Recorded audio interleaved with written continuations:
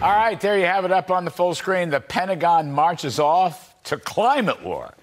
All right, not war, climate war. Joining us to talk about this, Senator John Hoeven of North Dakota, who's on the Energy Committee and other committees. Senator Hoeven, thank you, sir. This is a great story. The Chinese are going to love this.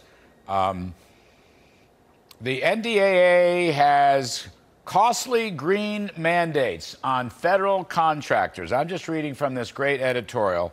By the way, scope 1 and 2. So all these contractors have to put up what they are generating in terms of carbon, and then what kind of electricity or other carbon that they're using. And some of these contractors are going to have to tell us what their customers and users are generating. So basically, Raytheon, if I understand this correct, Raytheon and Lockheed Martin and the other great contractors, they're going to have to worry more about climate than war, Senator Hoeven. How's that sound to you?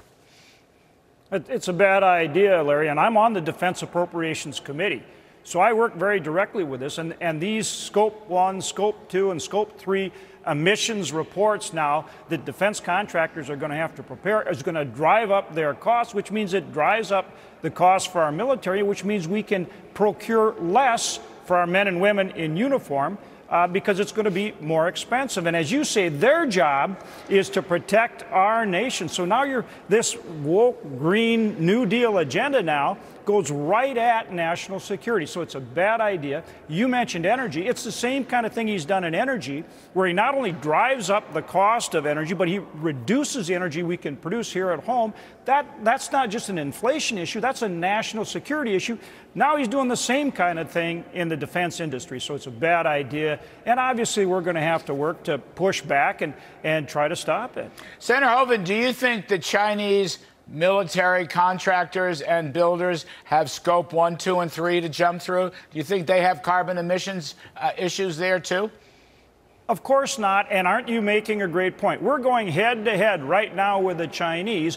They're trying to build weapon systems that can defeat and surpass our weapon systems, and so now he's going to start making our defense contractors do all this work, drive up the cost, but furthermore, then what is he going to do with that information? Then what, we can't make the most effective weapon systems so that our men and women have the best technology and we stay ahead of our adversaries? Where's he going with this?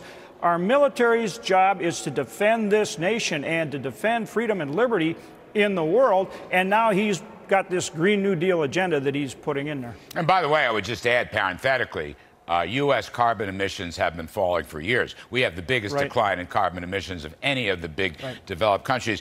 The other one I want to ask you about, I mean, our great defense contractors, I mean, these are the people that make the weapons that make America the strongest military in the world. Lockheed Martin, Raytheon, and the others. You think they're going to have to switch to battery technology? Or to wind cells? I mean, how's this going to work? Because that's where the Biden thing will lead.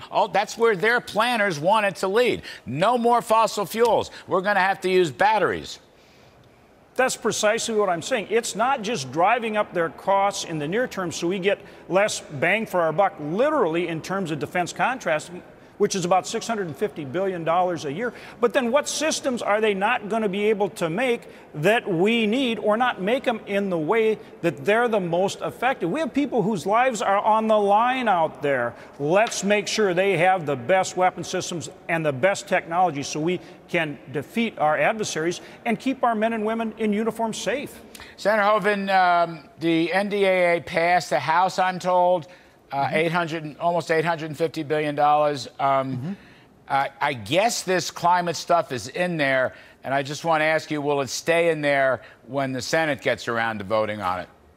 Well, the climate stuff that we're talking about, that is a rule that he's putting forth. He put it forth November 14th. This is something he's trying to do through regulatory fiat, and that's something that we'll work through the Congressional Review Act to try to defeat. Wow, I didn't realize that. So you could conceivably knock that out? Well, I think we actually can get some Democrats, I hope, in the Senate.